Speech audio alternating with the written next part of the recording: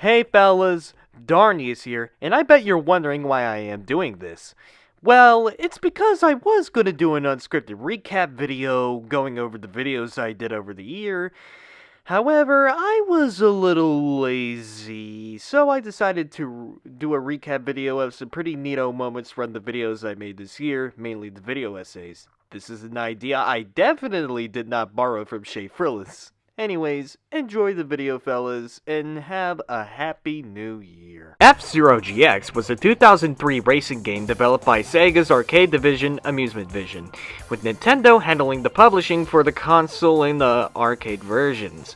This was meant to be the first ever collaboration for Nintendo and Sega before the Mario and Sonic at the Olympic Games series. In an F-Zero Grand Prix 4 years ago, an accident on the racetrack happened which caused some of the racers to go missing. In other words, they are dead. Some say that two people caused this accident, that being Black Shadow and Deathborn. Another culprit being Blood Falcon, an evil doppelganger of Captain Falcon who was created during the event. One night when racing or something, I have no clue what's going on here. Also, it has English voice acting in it.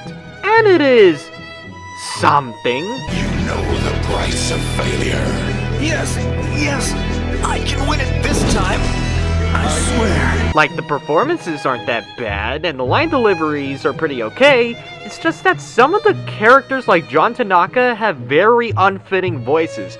There is also Silver Nails Scene, who goes from having a cranky old man voice to this. You're the famous Falcon. Please, I beg of you, enter the bet race. What? Chapter 2 has him encountering Samurai Goro in Red Canyon, where he challenges Falcon to a drag race. Why, you may ask? Because he's salty about losing the Falcon. He's like, "You stole the grand prize from us last time. Now we must compete in a drag race with the loser giving up their vehicle." When you do beat him, he doesn't even give up his vehicle. Granted, he did crash it and it goes boom. Chapter 4 feels like that one filler episode in your favorite show to watch, because here, Falcon is pursued by Michael Chain's gang. Now he has to take them out. I felt like this was something so the game would give you something to do while reaching the lightning area. Which would beg the question. The news clearly exposed him attacking in the lightning area, yet he's allowed in the race for some reason. Yet again, this is the same universe where a mercenary, literal children, and a cybernetic demon are allowed to race. The last chapter is when it really goes off the rails. After a simple and cheesy yet entertaining story, they decided to take the plot, turned it upside down, and yeeted it out of the window. If you are going to set up lore with the belts, I think it's best to keep it and not throw it out of the window. We only got a glimpse of what these characters were in F-Zero X. We got their backstories, and the ending pictures showed us some of their personalities. Then you get Mr. EAD who rips his face off like, what is that? So when F-Zero GX has more content, meaning their personalities will expand, right? That would be an astounding yes. Mr. EAD reveals that his brother was scrapped for parts to make his machine. Billy wants money so he can donate it to charity. Leon takes care of a group of orphans and even helps at their orphanage. Beastman is fully committed to the role as a superhero despite how dopey he is. Biorex really wants to eat everybody, except for Samurai Goro for some reason. Drac is actually a huge F-Zero nerd and practices racing on the video game. Baba is the mascot of Tumblr. F-Zero is the only worthy recipient of my affection. And so much more. There are also AX racers. We have Don Genie, that nerdy kid from the Polar Express, Daisen, that Nightmare Reject, Daigoro, Diet Shante, Lily Flyer, PJ, QQQ, Phoenix, and Deathborn. The AX racers are pretty interesting too with their backstories and stuff they do. Daigoro is a really rowdy kid, but he admires his father a lot, and that's really wholesome. Lily Flyer began her training soon after she was born, and despite being naive, is very strict from the influence of her training. BJ got into a fight with his upper management over a demanded raise in payment. Spade is actually a harmless being and makes an excellent cook. Remember when I said about the inclusion of God was when the game's plot was turned upside down and yeeted out of the window? When it comes to the endings, the same thing happens, but it got a weird makeover after watching a YouTube video on DIY. You get the weirdest endings like Dr. Stewart, who is clearly on something. Why is QQQ wearing swim trunks? Octoman modeling because some sicko wanted to see that. And the absolute work of art that is PJ's ending. And whoever made Lily Flyer's ending should go to prison. I'm not joking. What is this? What is this? Sega, Nintendo dear, would you not make anything like the Lily Flyer ending Ever again! Obviously an adaptation of the successful Donkey Kong Country games, this is a show that actually exists. You may know it via the internet and how it's a sitting duck for memes. I'd shower you with coconut cream pies. First, I need to explain how the show was made to begin with. Hey, can I join? No. Considering how the games were about monkeys fighting crocodiles to get back bananas or to save their kin, the source of power is the crystal coconut, a mystical object that does whatever is convenient for the plot, and also tells that Donkey Kong is set to be the next ruler of Congo Bongo. They dive into more original plots, like the gang making a movie with DK's the bad guy, revealing Cranky and K. Rool were friends, a parody of It's a Wonderful Life where the roles are reversed, and even one themed around diseases and the importance of vaccination. The finale of the show isn't really that special, unfortunately. It's about Donkey Kong getting an invitation to be elected future ruler of future rulers. So Diddy and Cranky hold a party, and it's a clip show. Doesn't really have a satisfying ending either. It's because it's the joke of, oops, it's the wrong person, so it was all for nothing. Technically, it's all Diddy's fault because he was the one who read it first, but oh well. I think the only character that suffered from the new modeling was Cranky Kong, and lordy, he is ugly. Aside from that, the animation in this season is not bad. Well, aside from the fact that K. Rool's belly now has jiggle physics. I am sorry if you cannot sleep tonight because of that. So now we can finally get to the... Can I join now? No! Okay. Kenny Kong is the girl character who looks different for obvious reasons. Yeah, some of these original characters are not really that good. I like characters like Inka Dinkadoo and even the Kung Fu Master, who is supposed to be this dangerous martial arts expert that even Donkey Kong fears. Oh yeah, I forgot about Polly Roger, who is actually the most dangerous villain in the show. Not only did he give K. Rool a spellbook, but is also the carrier of the Congo Bongo God Rongo disease. All of the others are just... Bluster Kong is not just into candy, but he is also a creep. He does have Leo Luster though. Eddie Mino Yeti is very underdeveloped and is also a creep to Candy. But he does get to be DK's guardian angel though. Captain Scurvy and his crew are just K. Rool and his henchmen with new coats of paint, both literally and physically. I do want to give credit to the voice actors for bringing the characters to life. They are exactly how you'd think they'd sound like. Even Cranky Kong has a Gilbert Gottfried style voice by Aaron Tager, who unfortunately passed away in 2019. Rest in peace. However, the main character's voice doesn't exactly fit. For a big, strong, yet dumb ape, you expect him to sound like a big, strong, yet dumb ape. Yet he sounds like this. We gotta bust a move, Diddy. Cranky needs our help. You coming or what? I won't disregard Richard Yearwood's performance though. The line "Banana Slamma" sounds like a corny catchphrase that the character would obviously say. But he puts a lot of energy into saying it, making it pretty fun to hear him say it. Oh yeah, I forgot that DK has a secondary voice actor for singing. Oh, and I also forgot this show also has song numbers, and I need to cover them. Yeah, this is a really weird idea to... May I join now? Fine. Yay! So, why are the songs so good? The concept of musical numbers in a Donkey Kong show is very weird.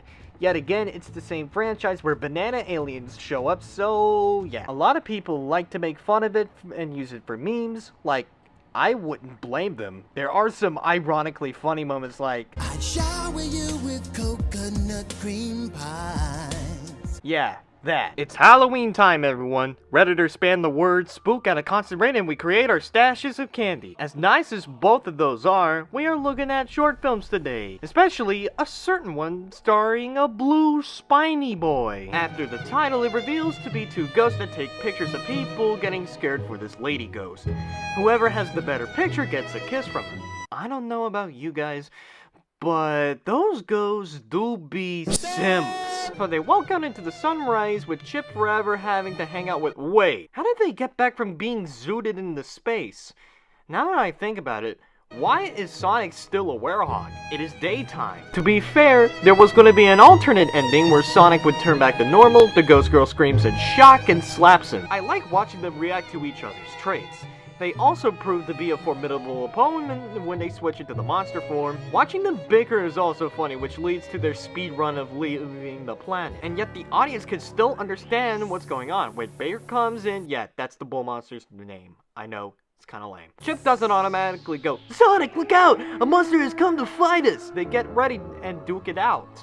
With no, pointing the obvious. Jason Griffith and Tony Salerno reprised their roles as Sonic and Chip. I still think that Jason Griffith is the definitive Sonic for me, despite the fact I find Roger's take decent, especially in Sonic Boom where it peaks. So about the animation, it's just... This is literally the best animation I have seen in a short film. You could literally play this before the Sonic movie, and it could be equally as good as the movie, which, yes, both were made by Marza Animation Planet, who helped out making CG cutscenes for Sega games starting with Virtua Fighter 5. That aside, let me tell you why the animation is... There is also the fact that the characters are very expressive. The expressions work in the short's favor because of the cartoonish nature of the short. As an example, before Sonic gets punched, for a split second you can see an expression that says, "Oh no no no no no no," and then BAM! Knocked into another room like it's Guilty Gear. The credits theme is just fantastic. Just take a listen.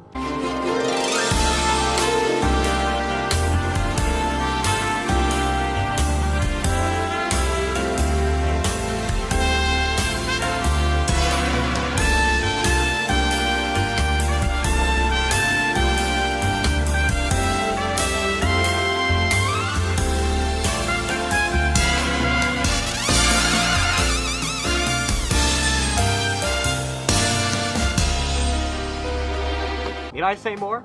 Overall, this is just a fantastic OST, and it's just beautiful. There is also Marza working on the second Sonic movie, and working on the new Sonic game. But what if afterwards they could make another 3D short? I would love to see more short films by these guys, even ones to promote Sonic games. Well, if we're stuck with somebody as talented and creative as Tyson Hess, it won't be much of an issue. Happy Halloween, everyone! Have a nice time munching on candy. Now, how do I get this festive outfit off? Listen to your elders. You're just a helpless little girl, after all. Dreams are a topic that has been tackled by media as well, and what more common way of that than video games? Sure, you have your usual Kirbys and Raymans. Yes, Rayman has a dream motif, sort of. Kirby has deviated from dreams after Kirby's Adventure, now Dreamland being more of a location. Of course, there is my homie Klonoa, where he travels to each world fixing whatever conflict awaits. I have never played any of the Knights games, and I really first found out about this character through a Sonic RPG fan game that me and my brother played. It wasn't about until 2017 that I really got into the series by watching long plays of both the original and the one on the Wii. I was attracted to the ideas the series offers, that I really got into it. By the way, in fact, there was a cut secret boss in the game called Self to represent the Self archetype. Wait.